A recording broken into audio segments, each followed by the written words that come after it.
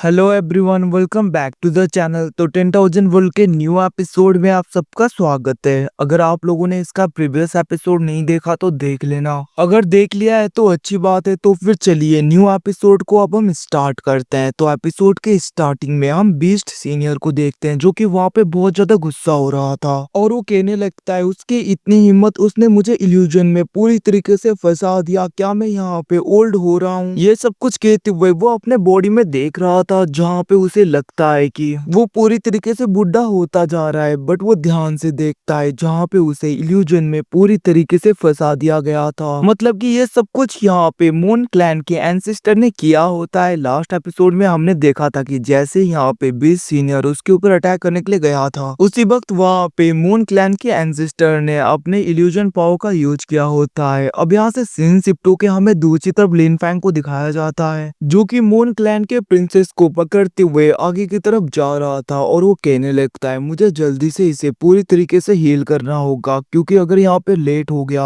तो पता नहीं आखिरकार क्या हो जाएगा। इतना कहते हुए वो अंदर जा रहा था, मतलब कि आगे की तरफ बढ़ने लगता है, जहाँ पे उसे बहुत ही ज्यादा हाई ग्रेड के मेडिसिनल हर्ब्स दिखने लगते हैं। ये सब कुछ देखकर लिन फैंग कहने लगता है सच में यहाँ पे तो बहुत ही ज्यादा हाई ग्रेड के मेडिसिनल हर्ब्स हैं, अगर मैं इन सब का यूज करूंगा तो यहाँ पे प्रिंसेस को पूरी तरीके से ठीक कर पाऊंगा। मुझे लग रहा है इतना काफी होगा इसे पूरी तरीके से ठीक होने में। ये सब कुछ कहते हुए हम देखते वहाँ पे लिन फैंग प्रिंसेस को एक जगह पे बैठा देता है और वो वहाँ पे उसे हील करने लगता है। हम देखते उसने उसे बीच में बैठा दिया था पॉन्ड के, और वो वहाँ पे सारे मेडिसिनल हर्ब को एक साथ में मर्ज करने लगता है।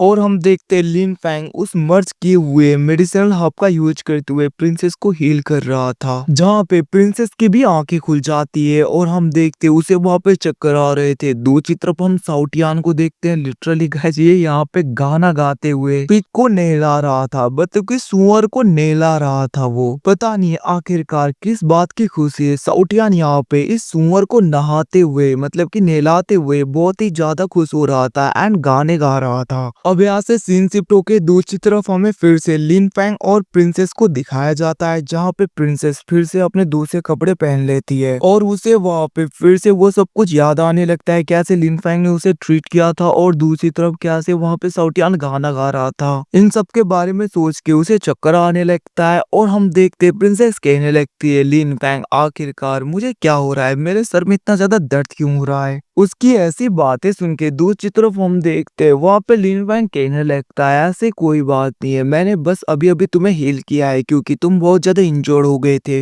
इवन कि तुम तो अपने कंट्रोल में भी नहीं थे, जिसकी वजह से मुझे तुम्हें पूरी तरीके से हील करना पड़ा था। अब वो लोग ऐसी बातें कर ही रहे थे तभी हम देखते वहाँ पे साउटियन आ जाता है। वो कहने लगता है प्रिंसेस आपको हील करने में मेरे मास्टर ने कितनी ज्यादा मेडिसिनल हर्ब को वेस्ट किया है आपको पता है, तो इसीलिए मेरी मास्टर की इंसल्ट कभी भी करने की हिम्मत मत करना। वो लोग ऐसे ही बातें कर रहे थे फॉरबिडन एरिया में। हम देखते तभी वहाँ पे कुछ डिमोनिक वाइन्स आने लगती है जो उनके ऊपर अटैक करने के लिए पूरी तरीके से तैयार हो जाते हैं। अब ये सब कुछ देखकर हम देखते प्रिंसेस कहने लगती है ऐसा लग रहा है बाहर कोई है। वहीं पे दूसरी तरफ हम देखते उनकी जगह पे बहुत ही ज्यादा स्पिरिचुअल बेल्स आने लगते हैं जो कि वहाँ पे उन्हें पकड़ना चाहती थी। बट हम देखते वहाँ पे आखिरकार ये सब क्या है। हम देखते दूसरी तरफ वहाँ पे लिन फैंग कहने लगता है तुम जिंदा मत करो, चलो बाहर जाकर देखते हैं। और हम देखते वो दोनों डायरेक्टली बाहर की तरफ आ गए थे जहाँ पे वो सीनियर बीस्ट होता है। वो कहने लगता है आखिरकार तुम बाहर आ ही गए, मैं तुम्हें नहीं छोड़ूंगा। इतना कहते हुए हम देखते लिटरली वो वहाँ पे लिन फैंग के ऊपर अटैक करने के लिए बढ़ने लगा था। और इसे देखकर दूसरी तरफ वहाँ पे साउटियान कहने लगता है सच में क्या ये बुढ़ा सटिया गया है, इसके दिमाग में कोई असर हो गया है लगता है, आखिरकार ये हमारे ही ऊपर अटैक करने के लिए क्यों बढ़ रहा है। अब उसे बढ़ता हुआ देखकर दूसरी तरफ हम देखते लिन फैंग अपने फ्योनिक्स मार्शल स्पिरिट को बाहर निकालता है, जिसको देखकर वहाँ पे सीनियर बीस्ट कहने लगता है ये तो सोर्ड एम्परर का स्पिरिचुअल बीस्ट है, मतलब कि धर्मा खाया है। बट हम देखते वहाँ पे लिन फैंग उसके ऊपर अटैक करके उसे डिस्ट्रॉय कर देता है, जिसको देखकर दूसरी तरफ वहाँ पे प्रिंसेस कहने लगते हैं सच में लिन फैंग तुम तो बहुत ज्यादा पावरफुल हो। दूसरी तरफ वहाँ पे साउटियान भी कहने लगता है मेरे मास्टर के आगे तो कोई भी टिक नहीं सकता, आखिरकार पता नहीं वो डीमोनिक बीस्ट बेवकूफ इससे पहले मेरे मास्टर को अपना डिसाइपल बोल रहा था, तब मैंने सोचा कि शायद वो अपने पुराने लव मतलब कि मून क्लैन के एंसेस्टर को पटाने के लिए ये सब कुछ बोल बोल रहा होगा, इसीलिए मैंने तब कुछ नहीं बोला। मैंने अपने मास्टर को उसका डिसाइपल बोलने दिया उसे। बट देखो अब इसकी इतनी हिम्मत, वो मेरे मास्टर के ऊपर अटैक करे। अगर मेरा बस चलता तो मैं अभी इसे पूरी तरीके से खत्म कर देता। इसके सोल को ही नहीं, इसके कोर को भी मैं डिस्ट्रॉय कर देता। ये सब कुछ कहते हुए हम देखते वहां पे साउटियान बहुत ज्यादा गुस्सा होने लगता है। वहीं पे दूसरी तरफ हम देखते लिन फैंग वहां पे कुछ अजीब तरीके की हरकत कर रहा था इसे, और साउटियान को देखकर ऐसा लग रहा था कि ये लोग अपने पास्ट के कुछ मेमोरीज को भूल रहे हैं और ये लोग अपने कंट्रोल में नहीं है। अब हम देखते वहीं पे दूसरी तरफ लिन फैंग प्रिंसेस की तरफ देखते हुए कहने लगता है, चलो मैं तुम्हें वापस ले चलता हूँ, अब हम हमारे घर चलते हैं। लिटरली गाइस यहाँ पे लिन फैंग को देखकर ऐसा लग रहा है कि वो अपने कुछ मेमोरीज को भूल रहा है। हम देखते वहीं पे दूसरी तरफ लिन फैंग वहाँ पे प्रिंसेस की तरफ देखते हुए उसके नजदीक चले जाता है। हम देखते वहाँ पे प्रिंसेस भी उसकी नजदीक आ गए थे, जहाँ पे वो लोग बहुत ही ज्यादा करीब आ जाते हैं। लिटरली गाइस यहाँ पे लिन फैंग अपने होश में ही नहीं है, उसे पता ही नहीं कि आखिरकार वो यहाँ पे क्या कर रहा है। हम देखते हैं लिन फैंग वहाँ पे प्रिंसेस के बहुत ही ज्यादा क्लोज आ गया था। उसे ऐसा लग रहा था कि प्रिंसेस वो इंसान है जिसे वो बहुत ज्यादा प्यार करता है, क्योंकि उसके माइंड में बस यही है कि वो प्रिंसेस को बहुत ही ज्यादा प्यार करता है। हम देखते वो दोनों वहाँ पे क्लोज हो जाते हैं और हमें कुछ टाइम बाद का सीन दिखाया जाता है, मतलब कि हमें यहाँ पे कुछ दिन बाद का सीन दिखाया जाता है, जहाँ पे लिन फैंग वेडिंग ड्रेस में होता है, मतलब कि शादी के कपड़ों में, जो कि वहाँ पे प्रिंसेस के साथ में शादी करने के लिए पूरी तरीके से तैयार हो गया था। प्रिंसेस भी अपने वेडिंग ड्रेस में होती है और जिसको कि वहाँ पे एंसेस्टर लेकर आ रही थी, और ये सब कुछ देखकर हमें पता चल जाता है कि ये सब कुछ जरूर यहाँ पे मून क्लैन के एंसेस्टर का किया धरा है, क्योंकि वो पहले से ही प्रिंसेस और लिन फैंग की शादी करवाना चाहती थी। तो यहाँ पे जरूर इसने कुछ ना कुछ तो किया होगा लिन फैंग के साथ में, जिसकी वजह से लिन फैंग अपने पास्ट के मेमोरी को ज्यादातर सब कुछ भूल गया है। ज्यादातर याद नहीं उसे, कुन्नू के बारे में भी याद नहीं, ना तो अपने बच्चियों के ना तो बच्चे के बारे में। और हम देखते वहीं पे दूसरी तरफ मून क्लैन के एंसेस्टर प्रिंसेस को शादी के लिए पूरी तरीके से तैयार करके बाहर की तरफ लाने लगती है, जहाँ पे लिन फैंग भी अपने शादी के कपड़ों में पूरी तरीके से तैयार था। और हम देखते वो वहाँ पे उसके पास में आता है, जहाँ पे उन दोनों की तरफ देखते हुए मून गॉडेस कहने लगती है, मतलब कि वो एंसेस्टर तुम दोनों एक दूसरे को बहुत ही ज्यादा प्यार करते हो, बहुत ही ज्यादा वक्त से, और मैं विश करती हूँ कि तुम दोनों एक दूसरे से कभी भी अलग ना हो, एक ही साथ में रहो। ये सब कुछ कहते हुए हम देखते वहाँ पे मून गॉडेस उन दोनों को कह रही थी, और हम देखते वो कहने लगती है तुम यहाँ पे प्रिंसेस का ख्याल रखना, क्योंकि अब से वो तुम्हारी है, हमेशा तुम्हारी। ये सब कुछ कहते हुए वो वहाँ पे उसके हाथ को लिन फैंग के हाथ में दे देती है, मतलब कि वो यहाँ पे इन दोनों की मैरिज करवाने लगती है। दूसरी तरफ हम लिन फैंग को देखते हैं, जो कि जैसे उसके हाथ को पकड़ के उसकी तरफ देख रहा था, उसे वहाँ पे प्रिंसेस के अंदर कुन्नू दिखाई देती है, मतलब कि उसे बार बार कुन्नू का विजन आ रहा था। ये सब कुछ आ रहा था, उसकी वेडिंग का विजन आ रहा था, कैसे वो यहाँ पे कुन्नू के साथ में था, उन दोनों ने शादी की थी। अब ये सब कुछ देखकर वहाँ पे लिन फैंग कहने लगता है आखिरकार ये लेडी है कौन जो कि मेरे विजन में आ रही है। ऐसा लग रहा है कुछ ना कुछ तो यहाँ पे है, और बहुत ही ज्यादा अपनी सी लग रही है। और ये बच्चे कौन है जो मुझे विजन में आ रहे हैं। ये सब कुछ कहते हुए वो वहाँ पे आगे की तरफ देखने लगता है, उसके सर में बहुत ज्यादा दर्द हो रहा था। बट हम देखते वहाँ पे लिन फैंग कंट्रोल कर लेता है, वो कहने लगता है जरूर कुछ होगा। वो कहने लगता है ऐसा लग रहा है मेरे माइंड में बहुत ज्यादा प्रेशर पड़ रहा है, और वो वहाँ पे कह रहा था कोई बात नहीं, सब कुछ ठीक है, तुम लोग चिंता मत करो। और हम देखते इन दोनों की यहाँ पे लिटरली शादी हो जाती है। लिन फैंग को तो पता भी नहीं होता कि आखिरकार ये यहाँ पे क्या कर रहा है। और ये सब कुछ देखकर तो मुझे ऐसा लग रहा है कि इस प्रिंसेस को भी सब कुछ पता है, फिर भी ये कुछ नहीं बोल रही। अब हमें डायरेक्टली कुछ दिनों बाद का सीन दिखाया जाता है, जहाँ पे बहुत ज्यादा वक्त हो गया था, और हम दूसरी तरफ प्रिंसेस को देखते हैं जो कि नहा रही थी अपने घर के अंदर। बट उसे एकदम से उसके तालिस्मान में हेल्प के लिए मैसेज आने लगता है, मतलब कि वो चमक रहा था, जिसको देखकर वो घबरा गई थी और वो बाहर आ जाती है। हम देखते वो एकदम से आगे की तरफ जाने लगती है घबरा कर, जिसको देखकर लिन फैंग उसके पास में आ गया जाता और वो कहने लगता है आखिरकार क्या हुआ। अब लिन फैंग को देखकर प्रिंसेस कहने लगती है हस्बैंड, हमारे क्लैन के लोग बहुत ही ज्यादा खतरे में, उन लोगों ने हेल्प के लिए हमें बुलाया है, क्या आप प्लीज हमारे क्लैन के एंसेस्टर को बोलोगे कि वो वहाँ पे जाके उनकी हेल्प करें। अब उसकी बातें सुन के लिन फैंग कहने लगता है वो तो कब की चली गई हैं, मतलब कि वो डिवाइन रिलम में चली गई, मुझे नहीं लगता वो यहाँ पे होंगी। अब उसकी बातें सुन के दूसरी तरफ हम देखते हैं प्रिंसेस कहने लगती है हस्बैंड अब क्या होगा,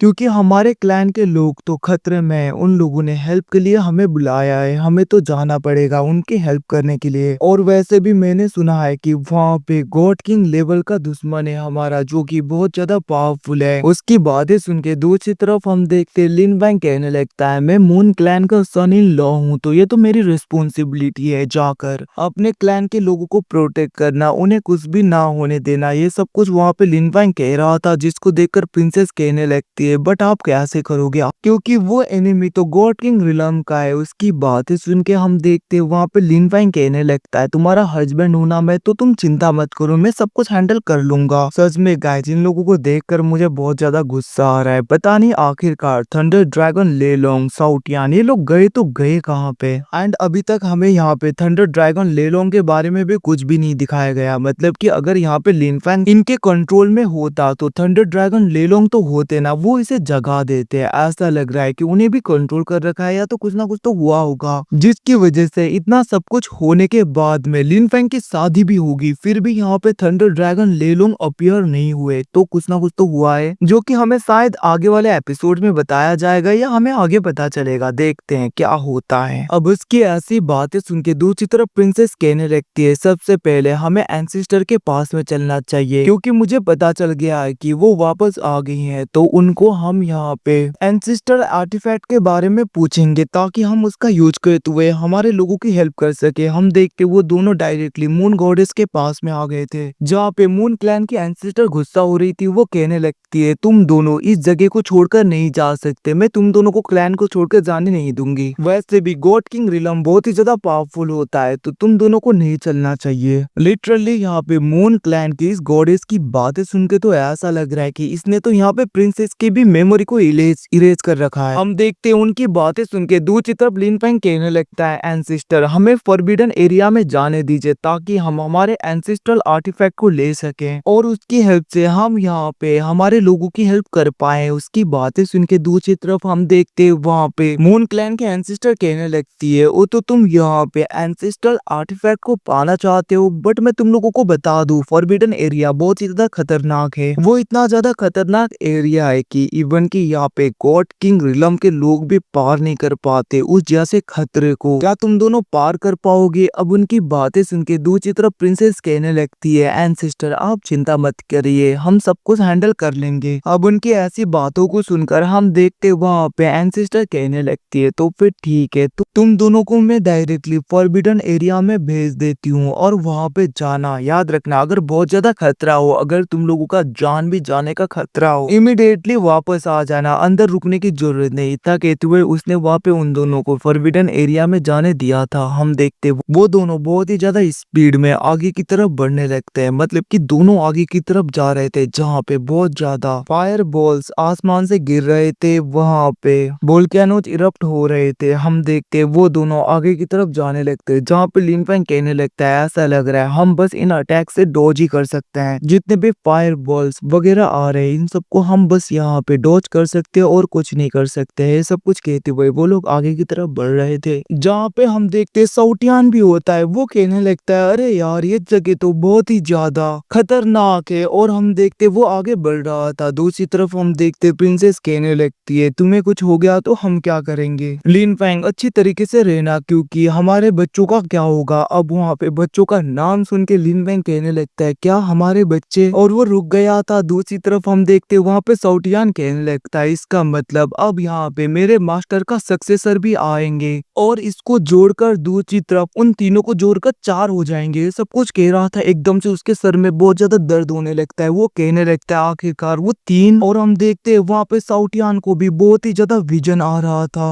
और वो कहने लगता है आखिरकार वो तीनों है कौन। उसे वहाँ पे कुन्नू सबकी यादें आने लगती है। हम देखते हैं वहाँ पे साउटियान पूरी तरीके से उस इल्यूजन से बाहर आने लगा था। वो कहने लगता है वो वो तो मुझे मार देगी। मास्टर ने कहा था कि मास्टर को यहाँ पे किसी लड़के के पास में जाने मत देना। आखिरकार ये मैं क्या होने दे रहा हूँ, ये सब कुछ मैं होने नहीं दे सकता। ये सब कुछ कहते हुए हम देखते वहाँ पे साउटियान अपने कंट्रोल में आ रहा था। दूसरी तरफ हम लिन फैंग को भी देखते हैं जो कि अपने कंट्रोल में आ रहा था। तभी हम देखते फिर से वहाँ पे वो सीनियर बीस्ट आ जाते हैं जो एकदम से साउटियान के चोंच को पकड़ लेते हैं और वो कहने लगते हैं तुम कुछ नहीं बोल सकते, और हम देखते उसे पीछे कर देते हैं। जहाँ पे वो सीनियर बीस्ट डायरेक्टली लिन फैंग के ऊपर अटैक करने के लिए तैयार हो गया था। अब ये सब कुछ देखकर लिन फैंग कहने लगता है अब मैं और ज्यादा इस इल्यूजन में नहीं फंसूंगा। इतना कहते हुए हम देखते वो अपने पावर का यूज करते हुए उस इल्यूजन को पूरी तरीके से ब्रेक कर देता है, और हम देखते वो एकदम से दूसरी जगह पे आ गया था। और इस जगह पे हमें रिवील होता है कि ये सब कुछ एक इल्यूजन था, ये सब कुछ मून क्लैन के एंसेस्टर का इल्यूजन था। तो गाइज मुझे तो ये सब कुछ पहले से ही पता था। मैंने सोचा क्यों ना ये सब कुछ मैं सस्पेंस में रहने दूं, एकदम एंडिंग में आके आप सबको पता चले कि ये सब कुछ एक इल्यूजन है। हम देखते वहाँ पे मून क्लैन की गॉडेस कहने लगती है तुमने मेरे टेस्ट को पूरी तरीके से पास कर लिया है लिन फैंग। उनकी बातें सुन के हम देखते लिन फैंग कहने लगता है सच में सीनियर आपका इल्यूजन तो बहुत ज्यादा स्ट्रॉन्ग है। दूसरी तरफ हम देखते वहाँ पे गॉडेस कहने लगती है मैं तुम्हें मेरा इनहेरिटेंस दूंगी अब, बट हाँ मैं बता दूं वो सब कुछ कोई भी इल्यूजन वगैरह नहीं था, ये सब कुछ सीनियर बीस्ट ने किया था। मैंने उसे बोला था, और हाँ ये सब कुछ भले ही फेक हो बट यहाँ पे प्रिंसेस के साथ में जो भी तुमने वक्त गुजारा, मतलब कि तुम दोनों जो साथ में थे वो सब कुछ रियल था। अब उसकी ऐसी बातें सुन के दूसरी तरफ हम देखते लिन फैंग को बहुत ही बड़ा झटका लगता है। वो कहने लगता है आखिरकार ये क्या बोल रहे हो। और गाइस इसी सस्पेंस के साथ में एपिसोड यहीं पे खत्म होता है। तो अगले एपिसोड में क्या होगा ये तो हमें बाद में ही पता चलेगा। Bye bye, take care. उस टाइम के बाद में tales of demon and god भी आएगा तो उसके लिए भी वेट करना।